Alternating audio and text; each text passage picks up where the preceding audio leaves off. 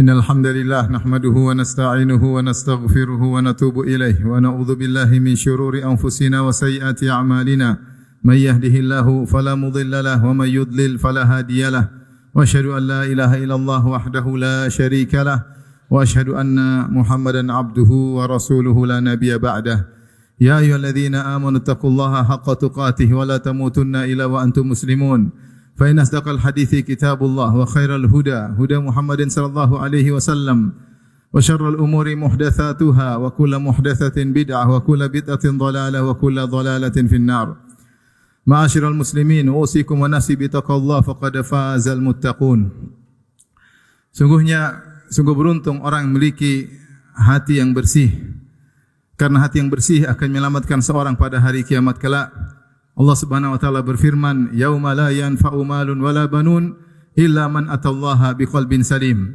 Hari kiamat yang di mana tidak bermanfaat harta dan anak-anak kecuali orang yang datang bertemu dengan Allah dengan hati yang bersih. Dan di antara doa Nabi sallallahu alaihi wasallam, "Allahumma inni as'aluka qalban saliman wa lisanan shadiqan." Ya Allah, aku mohon kepada Engkau hati yang selamat, hati yang bersih dan lisan yang jujur. Yang menjadi problem di zaman ini adalah rusaknya hati dengan berbagai macam perusaknya. Dan di antara sebab terbesar yang merusak hati adalah pandangan-pandangan yang haram. Al-Imam Al-Qurtubi rahimahullah berkata tentang pandangan, beliau berkata, "An-nadhar huwa al-babul akbar ilal qalb." Sungguhnya pandangan adalah pintu yang terbesar mengantarkan kepada hati.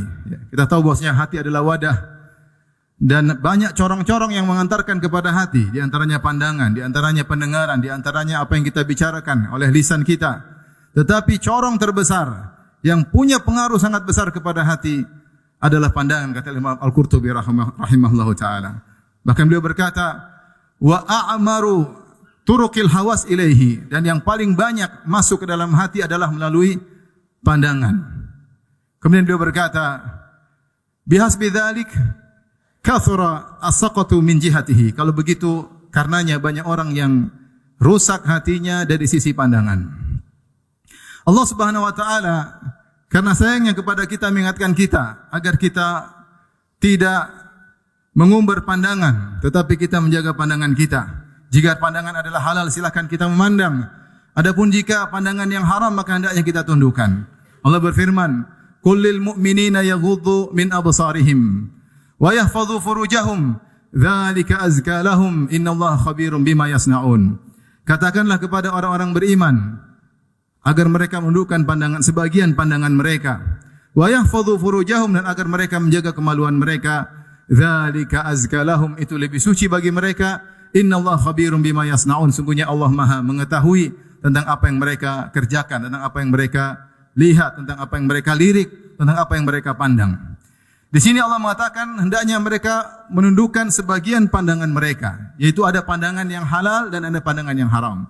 Di antara pandangan-pandangan yang haram yang disebutkan oleh para ulama adalah memandang aurat wanita yang tidak halal bagi kita.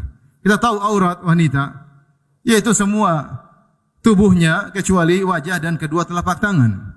Artinya jika kita melihat rambut wanita yang tidak halal bagi kita, maka hukumnya haram. Kita melihat lengannya, melihat betisnya, apalagi melihat dadanya, melihat yang lebih dari itu, maka hukumnya haram. Hukumnya haram, dan ini punya pengaruh dalam hati kita. Makanya diriwayatkan dalam suatu athar dikatakan bahwasanya nadharul muharram sahmun masmumun min sihami iblis. Sungguhnya pandangan haram adalah panah beracun yang dilepaskan oleh iblis. Jika panah tersebut masuk menancap dalam dada kita, terkadang sulit untuk kita sembuhkan kembali. Betapa banyak pandangan haram yang seorang melakukannya, kemudian dia telah bertobat darinya, namun atharnya, dampaknya tidak hilang-hilang karena begitu kuat tancapan panah beracun tersebut. Maka seorang bertakwa kepada Allah untuk menundukkan pandangannya. Jangan sampai dia melihat hal yang haram. Oleh karenanya ketika Nabi SAW mengingatkan para sahabat agar tidak banyak duduk di pinggir jalan, kata Nabi SAW, "Iyyakum wal julusa fit turuqat." Waspadalah kalian, jangan kalian duduk di jalan-jalan. Kenapa? Karena di jalan kita bisa melihat banyak yang haram. Maka para sahabat mengatakan kita harus duduk di pinggir jalan ya Rasulullah untuk pembicaraan, untuk ngobrol. Kata Nabi SAW, jika kalian memang harus duduk di pinggir jalan, fa'atu tariqa haqqahu, maka tunaikanlah hak jalan. Para sahabat berkata, apa hak jalan ya Rasulullah? Kata Rasulullah SAW, pertama, ghaddu al-basar, yaitu tundukan pandangan. Kemudian Rasulullah mengatakan kaful adha, tidak mengganggu orang lain. Kemudian raddus salam, menjawab salam. Kemudian al-amru bil ma'ruf wan nahyu 'anil munkar. Tetapi yang Rasulullah SAW sebutkan adalah pertama, tundukan pandangan. Sekarang jika seorang ingin mengumbar pandangan, tidak perlu dia duduk di pinggir jalan. Dengan HP-nya dia bisa melihat dunia, seluruh isi dunia. Maka dia berkelana dengan pandangannya, terjerumus dalam pandangan-pandangan yang haram. Racun satu demi satu masuk ke dalam dadanya. Dia ingin meraih qalbun yang salim, tetapi hatinya dia kotori terus-menerus tiap hari. Maka di antara pandangan haram adalah memandang wanita yang tidak halal bagi kita. Di antara pandangan haram disebut oleh para ulama adalah mencari-cari kesalahan orang lain dengan memandang. Allah berkata, "Wala tajassasu", janganlah kalian bertajassus. Tajassus adalah mencari-cari kesalahan dengan memandang. Adapun tahassus adalah mencari kesalahan dengan berita-berita. Allah melarang tajassus dan Nabi melarang kedua-duanya, tajassus dan tahassus. Wala tajassasu wala tahassasu. Jangan cari-cari kesalahan orang dengan melihat-lihat dan jangan cari-cari kesalahan orang dengan mendengar-dengar kabar. Betapa banyak pandangan kita berkelana di dunia maya, kita mencari kesalahan-kesalahan orang.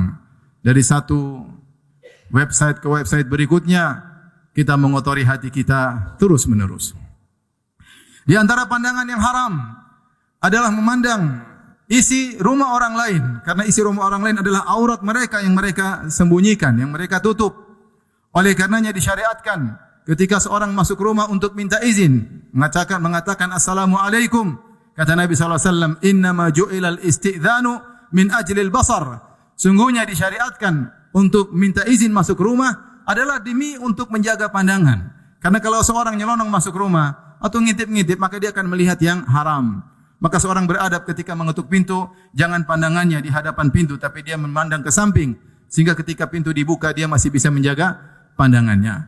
Maka tidak boleh seorang berjalan kemudian lirik sana, lirik kemari, melihat isi rumah orang lain, maka ini hukumnya haram.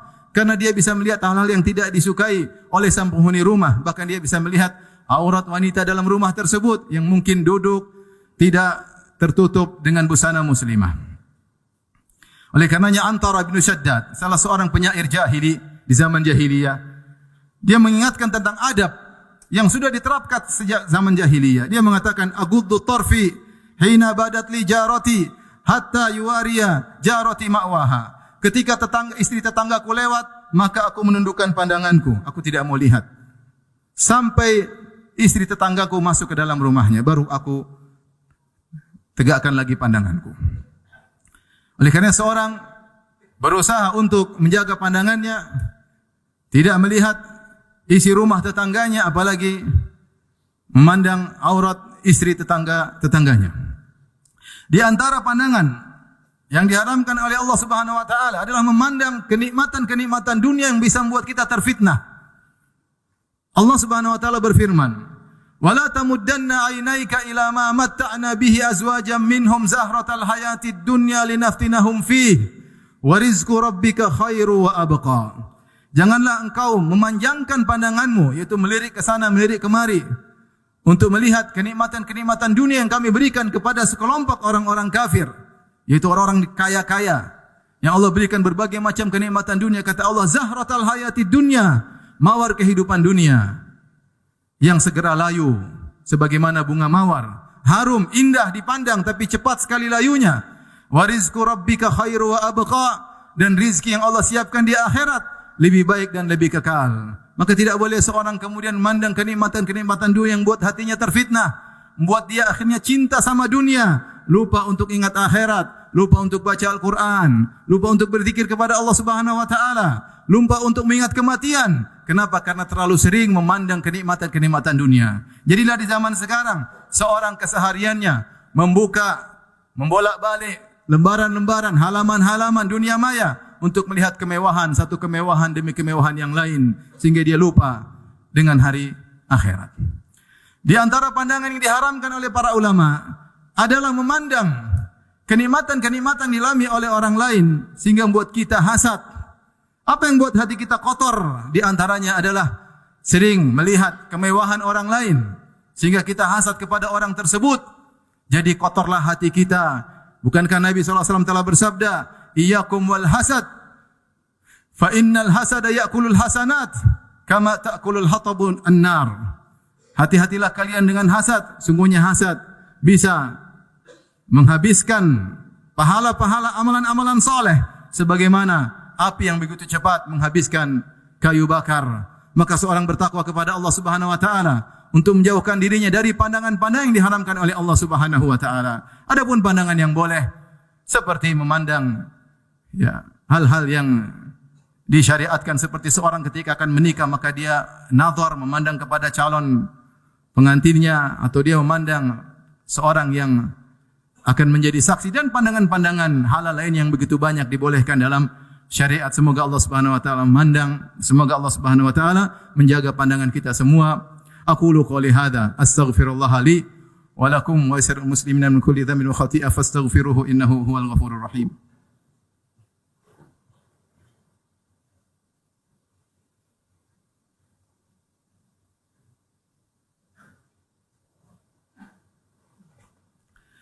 Alhamdulillahi ala ihsani wa syukru lahu ala taufiqihi wa amtinani wa asyhadu an la ilaha illallah wahdahu la syarika lahu ta'ziman li sya'nih wa asyhadu anna Muhammadan abduhu wa rasuluh da'ila ridwani. Allahumma salli alaihi wa ala alihi wa ashabihi wa ikhwani.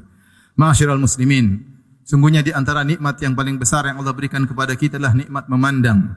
Allah Subhanahu wa taala berfirman, "Alam naj'al lahu 'ainain?" Bukankah kami telah menjadikan bagi dia dua mata untuk bisa melihat, ya.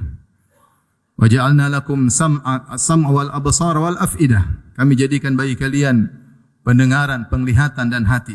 Pandangan merupakan nikmat dan setiap nikmat akan ditanya oleh Allah pertanggungjawabannya. Kata Allah Subhanahu wa taala, "Tsumma latus'alunna yauma idzin 'anil na'im." Sungguhnya kalian benar-benar akan ditanya tentang nikmat yang aku berikan kepada kalian. Allah berfirman, "Inna sam'a wal basara wal fuada kullu ulaika kana anhu mas'ula." Sungguhnya penglihatan, pendengaran dan hati akan diminta pertanggungjawaban oleh Allah Subhanahu wa taala. Kita hidup di dunia di zaman sekarang yang mata ini sangat sulit untuk dijaga, yang harusnya digunakan untuk semakin bertakwa kepada Allah, maka digunakan oleh sebagian kita untuk semakin menjauh dari Allah Subhanahu wa taala. Ketahuilah, siapa yang menundukkan pandangannya karena Allah Subhanahu wa taala, maka Allah akan berikan dia kebahagiaan di dunia sebelum kebahagiaan di akhirat. Oleh karenanya Allah berfirman tatkala menyuruh untuk menundukkan pandangan, Allah berkata, "Inna dzalika azka lahum." Sungguhnya menundukkan pandangan itu lebih suci bagi mereka. Para ahli tafsir mengatakan azka lahum, azka lakum, ya. Azka lahum lebih suci bagi mereka. Ada yang mengatakan athhar lil qalb, yaitu lebih suci bagi hati. Hati menjadi tentram, lebih suci. Salat lebih khusyuk, baca Al-Quran lebih terenyuh, mendengar ayat-ayat Allah lebih mengena. Lebih mudah untuk bangun malam. Kenapa? Hatinya suci. Ada yang mengatakan, yaitu athhar lidanasi min danasi al-ithm, yaitu lebih suci dari dosa-dosa, karena setiap pandangan yang kita umbar, pandangan maksiat, maka akan memberikan noda hitam di hati kita. Maka kalau kita tundukkan pandangan, semakin jauh dari noda-noda hitam tersebut. Bahkan sebagian ahli tafsir mengatakan, anmalil amal. Siapa yang menundukkan pandangan, maka dia semakin banyak melakukan amal soleh. Kita tidak sadar ternyata kita ini malas beramal soleh. Malas untuk buka Al-Quran, malas untuk bangun malam. Pelit untuk bersedekah.